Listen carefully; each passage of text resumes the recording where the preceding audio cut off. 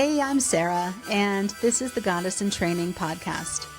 This isn't about being perfect or polished or having it all figured out. This is about what happens when you actually start listening to your body, your intuition, your patterns, your truth. I'm asking big questions and having real conversations, sometimes messy and sometimes magical, with people who've lived through it, grown through it, and still don't have all the answers. If you've ever doubted yourself, betrayed your gut, or wondered if you're the only one, you're not. Let's talk about it.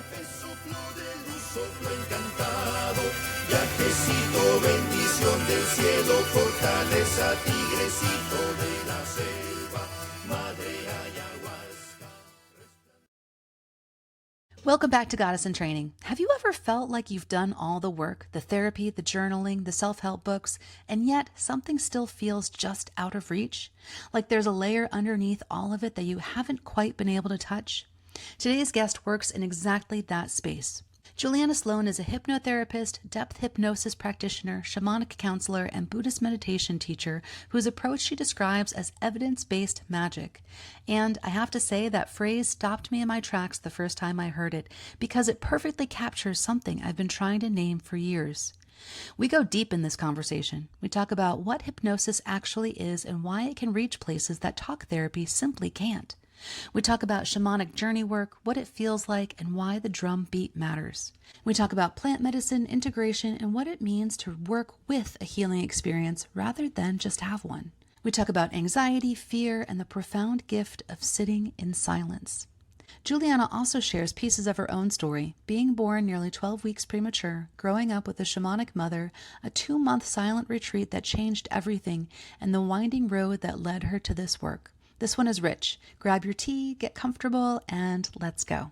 Hi, welcome back to Goddess in Training. I'm your host, Sarah, and today I am here with Juliana Sloan, who's a hypnotherapist, a coach, shamanic practitioner, and meditation coach, right? So many different things, and so many of us, Juliana, go through this process where we start in one place and end up in a completely different place, and life is all about the journey and learning new skills. And so I'm so excited to hear about your path. And the thing that stood out to me the most, what you said was, you believe in evidence-based magic. And that really resonated with me because that's the world, isn't it? I mean, so much of what we experience feels more like magic than anything else. And sometimes the evidence doesn't seem to make sense. So, where did you come up with that phrase and how does that permeate the work that you do?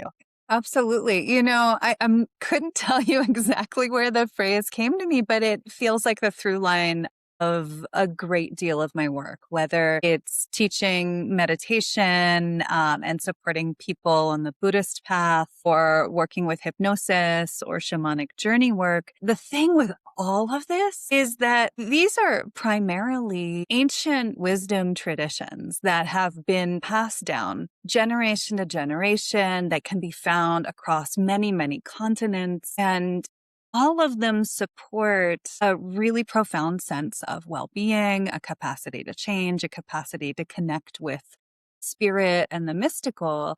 And, one of the fascinating things as we enter this age where we are so science driven, we do want evidence-based solutions. The through line of all of this ancient work is that now people are popping folks in fMRI machines and seeing, well, what actually happens in the brain.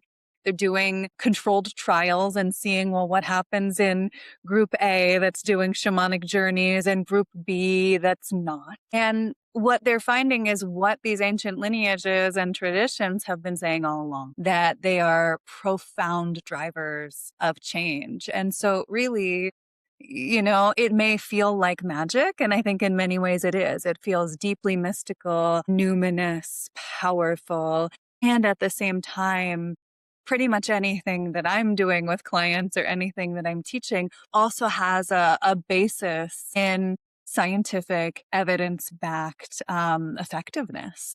These things are not actually mutually exclusive. It's such an exciting time to be alive because that evidence piece is accelerating so quickly. And we have so much information, like you said, about what's happening in the brain. And it's lining up so much with the personal experience too. These things that people have just relied on their intuition and their experience now can point to for those people who need that evidence backup. Like, look at the amazing things. I utilize plant medicine and just the amount of studies coming out confirming everything that I know and then so much more. I would love to hear your perspective. Like I said, I do use plant medicine, and I think that mushrooms in particular taught me how to meditate. And I had meditated before, but it got me to that place so quickly and allowed me to then access that place. And I've talked to some people who kind of look down on plant medicine as it's kind of like a shortcut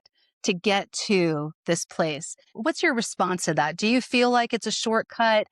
And what's your experience? I know that you've said that, and it's true. My experience too is that with meditation, with shamanic journey work, you get to the exact same place as you can with plant medicine. Absolutely. And so, my take on this, I do a lot of plant medicine preparation and integration work with clients because I do think it's a really profound driver for change and for healing. I think, especially psilocybin, can be a way of people tapping into what feels like a kind of a field of benevolence, honestly, in what I have seen in my own experiences and my experiences with clients. So, the thing really where I think it's important to start to pick some of the pieces apart of plant medicine, meditation, hypnosis, shamanic journey work, whatever it is we're doing, what really matters is the intention.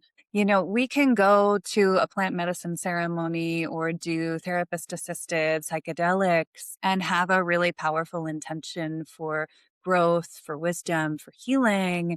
And it can be an incredible support. We can also treat it as a shortcut and think that it's going to do the work for us.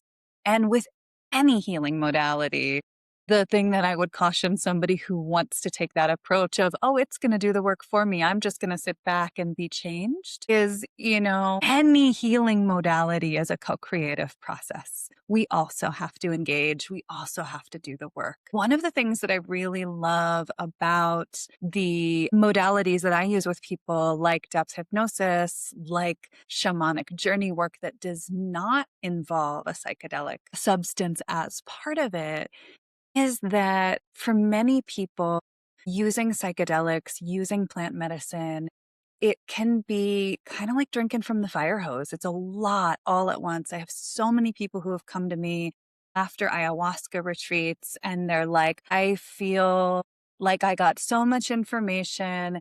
There is so much here and I have no idea what to do with it.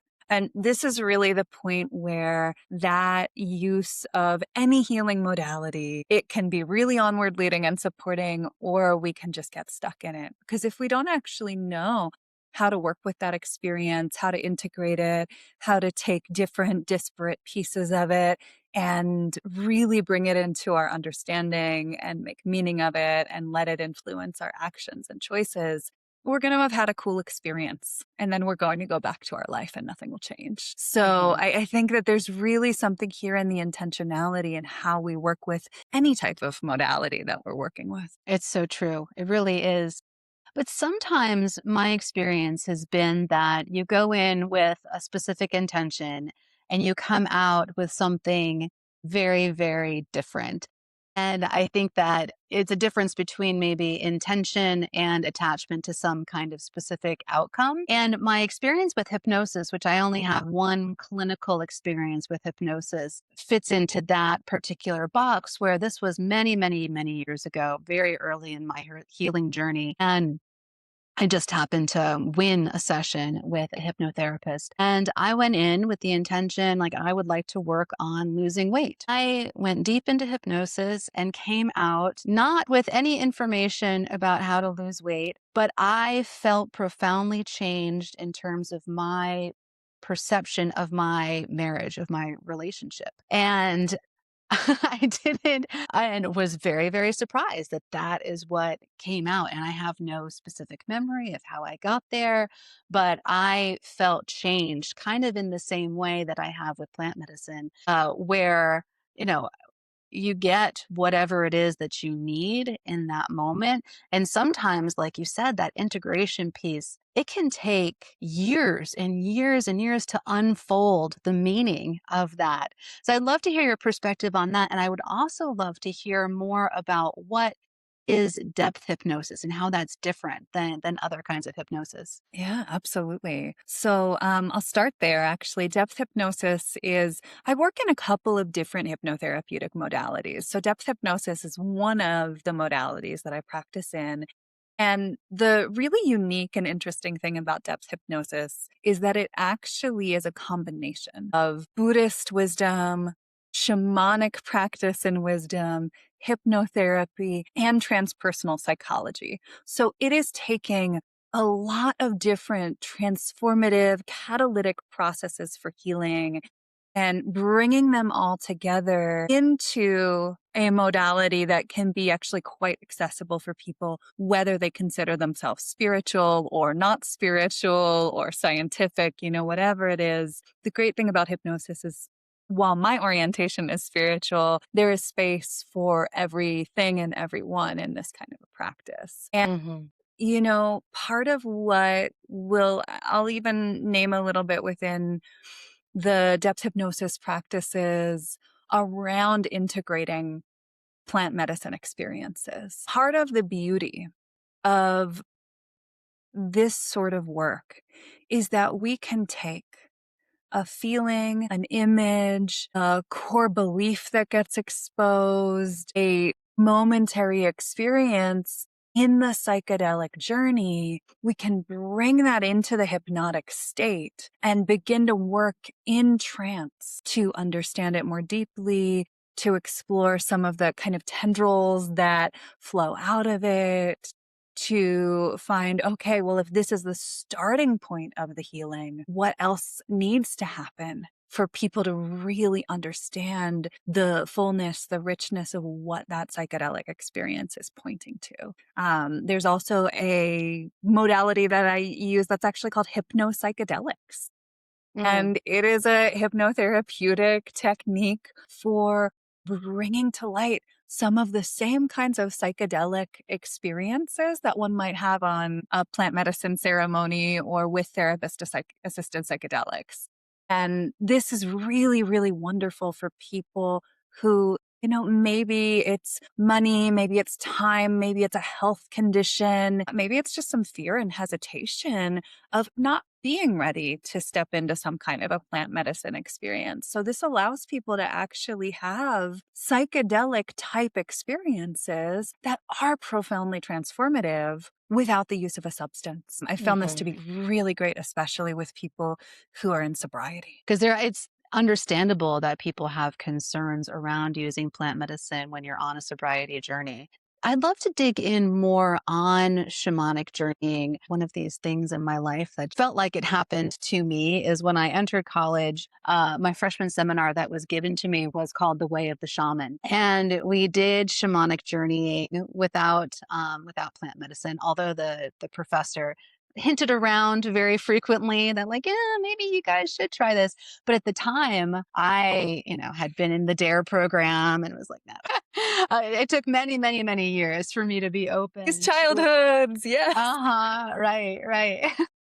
But it was wild to have a professor kind of hinting Hmm. around, like, "Oh, yeah, they're out there, you should maybe think about it." I appreciate having that as my basis, though, and knowing that it is possible to get to those places without plant medicine, without psychedelics, because it is so powerful. And I have done it since as well. And, the kinds of journeys I have been on is where you're specifically looking for guides and going down into the depths and finding those symbols that can then help you on your journey.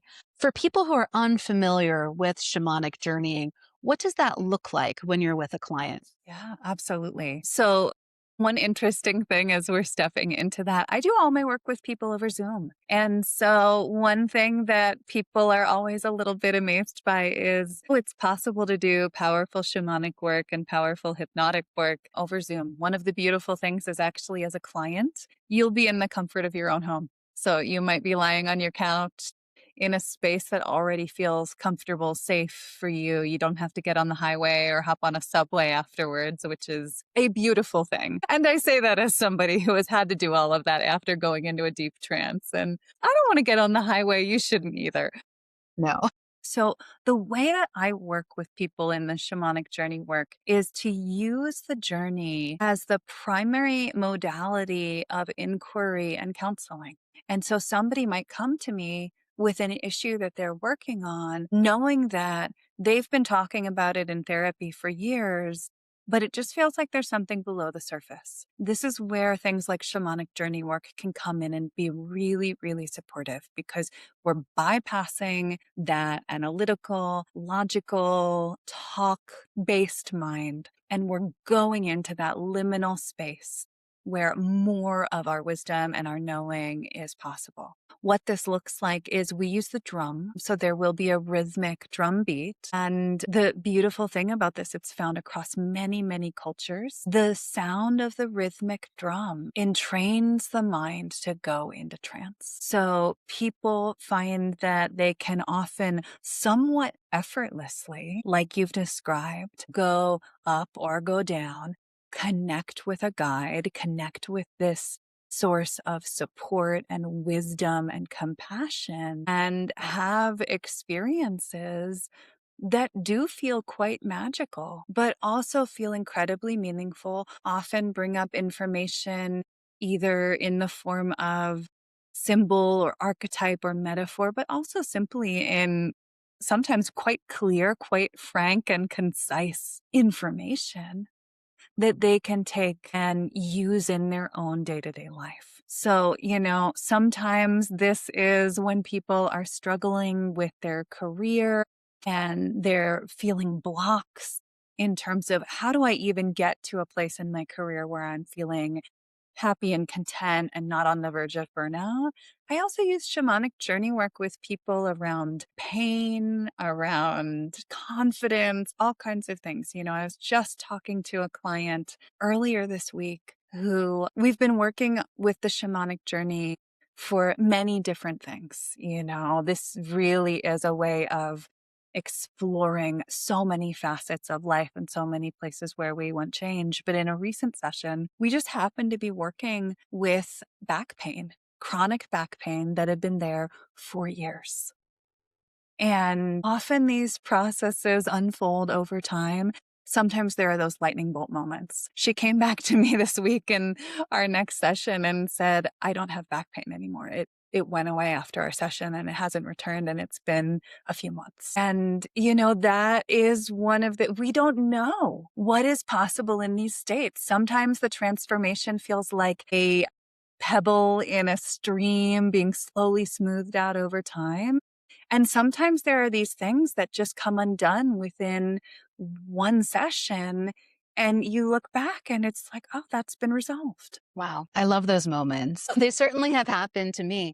Tell me more about your own journey and moments where I suspect, like so many of us, like I'd said with the way of the shaman class, that was just felt like it was given to me. I'm sure you have moments where things were given to you, and then moments where you listened to your intuition and went down a path that didn't make logical sense. What are some of those moments that happened in your life to get you where you are today? Yeah, it really has been such a lifelong winding road. I was so fortunate that I grew up in a place deeply immersed in nature. And so just intuitively as a small, small child, I remember being 4 or 5 years old and leaving little offerings of chocolates to the river near my house. Wow. It was just something that I intuitively knew somehow that sitting on this bridge and leaving an offering to the creek flowing by, that there was something there that needed to happen, that I was in relationship with nature. So some of this goes back truly as far as I can remember. The first shamanic practitioner I ever knew was my mother. She had her own shamanic practice when I was especially teenage. And of course, at that time, you're individuating. So I saw it and I was sort of like, no, it's not really my thing. I went into it a different direction. I became very engaged with Hindu kirtan chanting with Buddhist practice. And that really was the path that I followed for a period of time. I continue to be a Buddhist teacher to this day. I've been teaching for the last decade. And so that is absolutely still at the heart of my path. And then, of course, many different moments punctuated this. I experienced a trauma almost 20 years ago at this point, and it was a choice point. It was a moment of, if I don't turn towards the life that I really want, which was a life imbued with magic and with the sacred and with mystery, then I will not be living the life that I know to be authentic to me. And of course, there are twists and turns. There's the ways that we try and fit ourselves into a society that doesn't always leave room for these kind of experiences, and discover over and over that it doesn't really work so well to fit into that box. I think that's been a little bit of a lifelong journey. And so truly, there have been so many different choice points.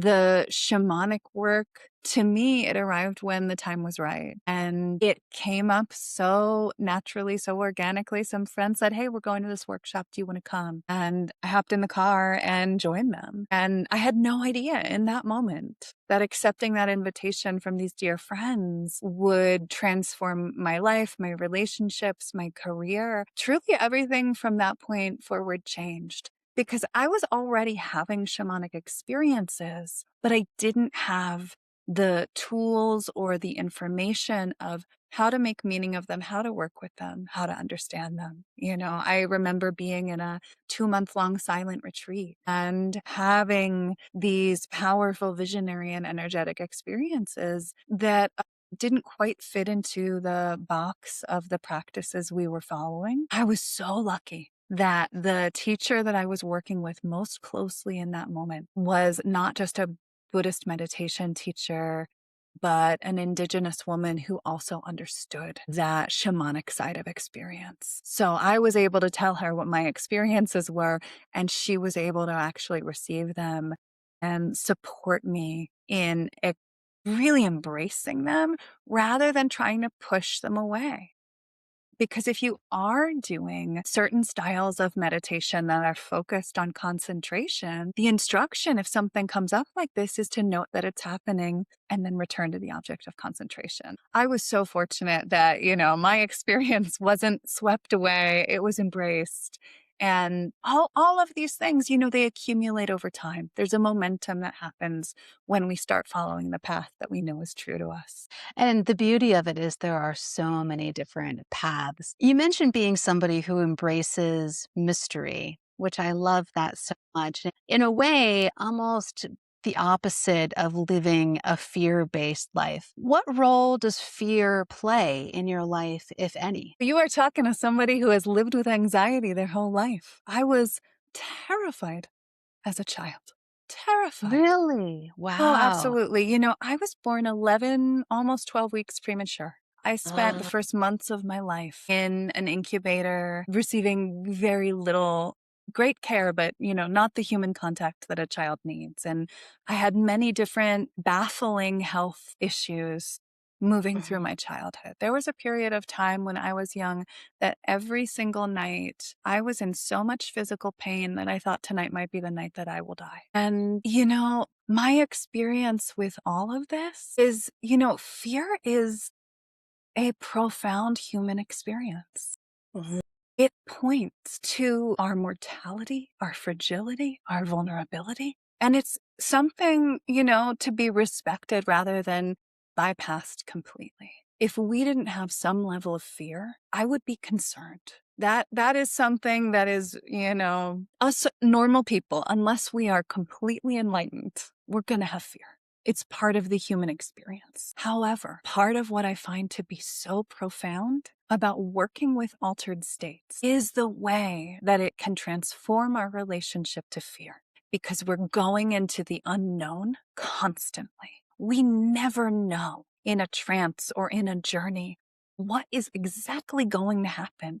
There are things that will surprise us. We will find ourselves in places working with things that we could never have guessed. And so there's something in doing trance work, just in that that allows us to have greater capacity to venture into the unknown, into the mystery, into the things that might have caused fear in the past. When we couple that with the fact that we're also in these states experiencing profound wisdom and resourcing and love, and often a sense of being held by something much, much bigger. We're getting in contact with that within us, which is vast and knowing and connected to everything. That does transform fear. And sometimes, of course, the fear comes back in different ways, shapes, and forms. But the more we practice in this way, we also get to connect more and more and more with the parts of ourselves that are so much greater, so much bigger, so much more powerful than the fear, that the balance of that relationship begins to sway and change. As somebody who also has many, many experiences with profound anxiety in my life, when I was going through a very, very difficult divorce, I was in a place where I kept myself so busy all the time because I would start spiraling if I sat with my thoughts for too long. And the anxiety just took over. And I'm so fascinated by a 2-month long silent retreat because my mentor at the time would gently say, I think you just need to sit home in silence and be with yourself. And I was so resistant. And honestly, it wasn't until COVID when I was kind of forced. I wasn't allowed to go out. So I then was forced to sit and be with myself, and that was the most transformative healing thing that I have ever done beyond any plant medicine or any kind of practice. It's sitting and just pausing and being with ourselves. Talk more about 2 months of that and what that experience was like for you. Yeah, absolutely. I'm such a big proponent. If you can go on a silent retreat at some point in your life, anyone who's hearing this, look into that because it is incredibly powerful. That to me has been a life-saving practice. And part of it, we do live in such a crazy, fast-paced world. There was a study actually done in 2009. This is pre-smartphone. So tuck that into the back of your mind. This study in 2009 by the University of California at San Diego, they looked into people's information diet. So basically all the information that we consume through our phones, our email, the advertising, everything we take in a given day. And they found that the average information diet for an American was the equivalent of a quarter of the 1,400-page book War and Peace every single day. Wow. Every single day. We are not actually wired to take in that level of data. And that was 2009. I did not have a smartphone in 2009. Instagram was not a thing. TikTok, whatever our doom scroll of choices, continuous scrolling didn't exist at the time. So we probably are consuming more like, I don't know, half of War and Peace at this point. I would not be surprised. And so part of the benefit of silent retreat is that there is not just the meditation practice and Dharma teachings, guidance on how to meditate in a way that actually supports your nervous system and your practice, but simply the structure of Mhm. going away, being in silence, not having the demands of Mhm. our computers and our phones and our work and our families for a period of time, and simply seeing, who are we when we don't have all of that data and information and demand pulling at our attention minute after minute. And that does take time to unfold. Oftentimes in silent retreats, the first few days, people will simply be falling asleep in the Oh. middle of the meditation practice because so many of us are so tired, because we're so overstimulated. All of a sudden, we get into an environment that is peaceful and quiet. The system is like, oh, is it nap time? And Hmm. then over a period of time, the energy returns, the awareness gets more rich, more vast, more precise. And we're able to start noticing more of who we are, how our mind works, the movement of our body, our mind, our heart, when it is in the conditions of seclusion, of not having all of this stuff tugging at us all the time. And for someone who thinks 2 months, what's the difference between doing a short silent retreat and something so long? Yeah, absolutely. It's a spectrum. I would say don't worry too much about the length if you're new to this kind of practice. It was an incredible privilege for me to be able to actually take a leave of absence from my job at the time and be in silence for 2 months. That was a gift. And I remember one of my teachers really at that time, kind of taking me by the shoulders and being like, you do not know what is going to happen in your life. This may be the only time that you can sit like this. So if you have the opportunity to do it, do it. And I'm so grateful that I took that advice. And at the same time, I have had 3-day, 7-day, 10-day retreats that also were profoundly powerful and transformative. The real importance here is actually giving ourselves that space to be. And whatever amount of time we can spare, given the conditions of our life, that's going to be of benefit. When I work with people with psilocybin, so often that is what happens initially too, is that, and this has happened in my own practice as well. There are some times where you take the medicine and nothing happens other than profound rest. And because that's what we need, we don't pause. We don't allow ourselves any space whatsoever.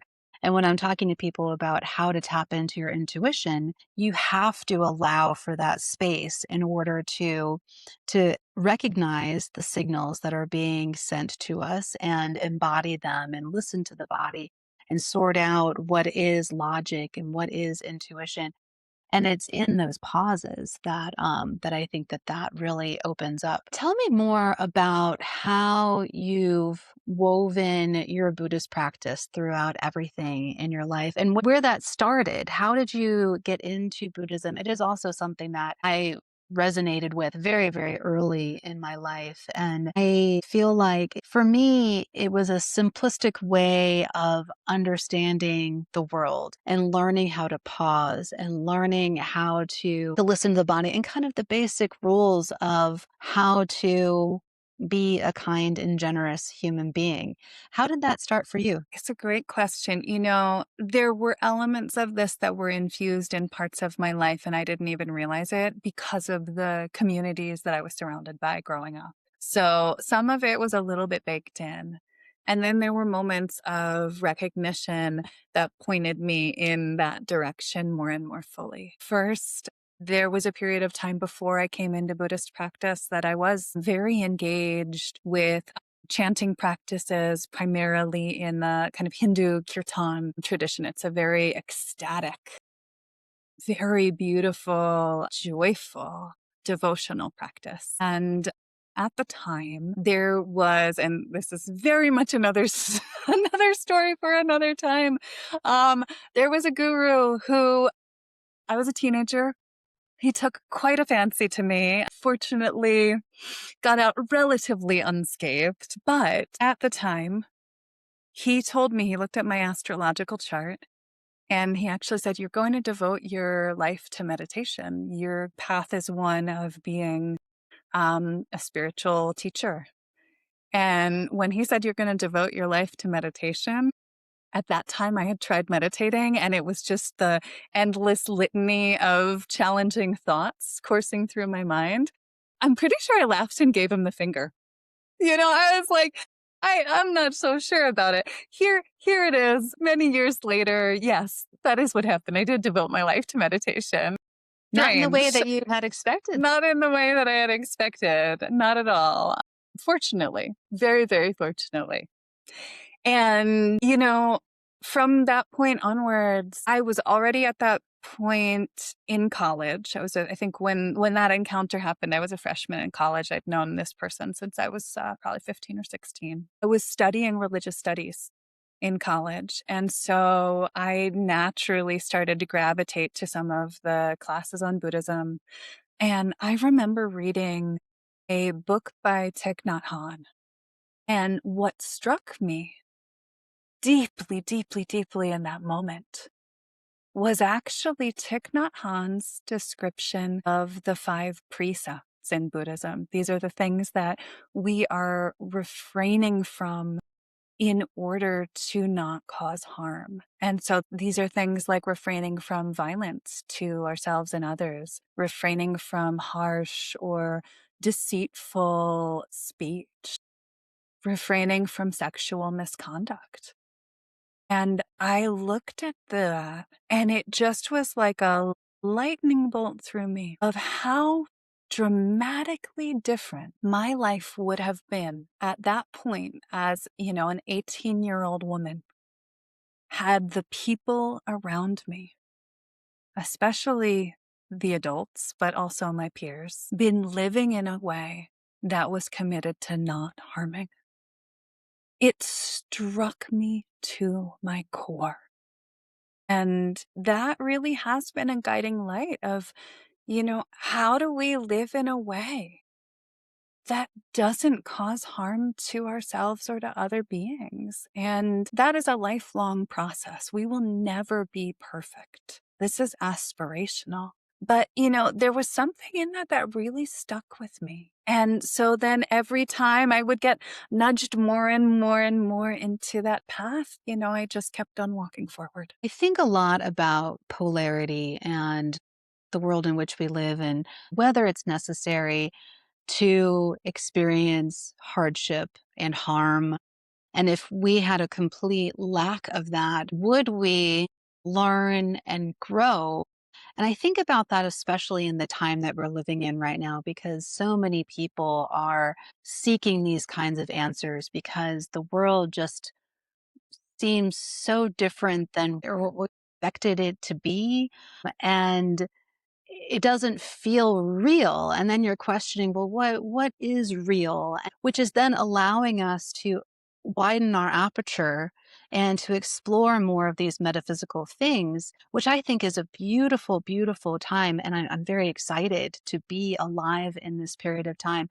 But I don't think it would exist without the polarity, without the profound evil and harm that's happening at the same time as this elevation. What are your thoughts on the time that we're in and how it's affecting people, and whether it is possible even to live in a world where there is no harm? Yeah, absolutely. This is actually core to a lot of the Buddhist teachings. There is, in many Buddhist cosmologies, an understanding that this human realm is one that is supposed to. And, and I'm saying supposed to because at this point, I think we may have tipped the balance. Supposed to have the right combination of joy and well being and happiness and suffering and difficulty, that people have the right motivation between those two to strive to wake up. So it's just the right amount of friction. There's actually a Tibetan Buddhist prayer that is basically asking, please give me just the right amount of suffering so that I keep on wanting to wake up. Now, the time that we are living in, I have questions. I do wonder if the balance of that has actually tipped so much that the level of suffering that we are in makes it profoundly more challenging to wake up or to aspire to live in a way that is harmless. There are so many systems of harm that we are complicit in and cannot actually step out of. Even under the best of circumstances, we cannot separate ourselves unless we go completely off the grid from capitalism. We cannot completely step away from patriarchy because currently until, until we get to make a change, it's the water we're swimming in. And we have to find ways within ourselves and our communities to unravel that and make the changes that are needed. And, I don't know where we are at now. We are facing just profound, mind boggling challenges. And at the same time, I do see the creativity, the altruism, the possibility, the way that people are pushing on boundaries of the things that we have assumed, well, this is just the way that it is, that I do still have hope that something can come of this as long as we all stay as committed as possible to our own healing and learning and also being a compassionate and helpful presence in the world. But we're on a ride right now. This is serious business. Where do you start with somebody who comes to you and is feeling that extreme anxiety that is very understandable right now and feeling like you don't know where to start? I want to feel differently. I want to walk through the world in a different way. But what's your advice on where's the place to start? Absolutely. There's two kind of core places that I tend to start with people. One is actually supporting people in learning some of the ways of interrupting and settling that cycle. So when anxiety spikes, we know that any emotion basically only lasts for about 90 seconds. It's what we do to perpetuate it and keep it going that makes us really miserable. So, part of this is actually learning the techniques and the strategies to interrupt that thought loop or that reactivity or that, pattern of contraction, whatever it is, and bring in relief. So, sometimes I'm actually working with people on quite practical levels of here are the tools that you can use every single day that will help you get out of that pattern. Because part of what happens with anything from chronic pain to anxiety to self criticism, some of this is a habit of the mind. We are practicing the same pattern over and over. It's strengthening the neural pathways connected to that pattern or habit. And so it becomes the most effortless choice for our brain. And so we go the path of least resistance. Our brain craves less friction, greater energy efficiency. And so sometimes when I'm working with people, it really is all right, how do we stop that from being the dominant pathway? How do we find a new way forward where there can be more space and more ease? The other side of things really is this space of magic, of transcendence, of feeling into the sacred. Because one of the things that will absolutely just topple over that anxiety or fear or whatever it is that we are working with is feeling into how profoundly connected we are to something bigger than ourselves, how vast and beautiful and luminous our consciousness is. And so I tend to balance a little bit of that. I like to offer practical and pragmatic solutions, but often the most practical and pragmatic solution actually is a spiritual solution, actually is feeling into how sacred our experience really is. That has been my experience for sure. And yeah, it's just amazing to see all of the different ways that people can get to kind of the same conclusion that we are so interconnected and there is so much more than what's right in front of us. And to have reverence for all of the human experiences where we kind of started the conversation. Juliana, thank you so much for this conversation. What's coming up for you? What are you excited about that's coming up in the next few months? Yeah, well, coming up in actually just a month from now, April 30th to May 3rd, I'll be leading a women's meditation retreat in Northern California. It's a glamping retreat. We'll be partially in silence, partially connecting with each other and also connecting with nature. So if you were listening and that sense of, oh, I need to take a couple of days and be in some peace and some silence if that appeals to you. That's one thing to check out. And then, of course, I teach throughout the month, every month at different Buddhist communities, primarily Most of these are available online. So if folks are interested in exploring a meditation practice, you can always drop in on classes with me. Most of these classes are donation based. So it's a really low barrier to entry for anyone who's interested in exploring that path. And then, of course, I work with people one on one. One of the main things that I do is support people individually in their own goals for growth, for healing, and for transformation. And so all of this can be found on my website. There's a really easy button to click if you'd like to have a 20 or 30-minute chat to see if working together is best for you. And I'll make sure that you have all those links, of course. Excellent. Yeah, they'll all be available in the show notes. Juliana, thank you so much. I really appreciate spending this time with you. Thank you so much, Sarah. It's been so nice having this time with you. Thank you so much for a great conversation.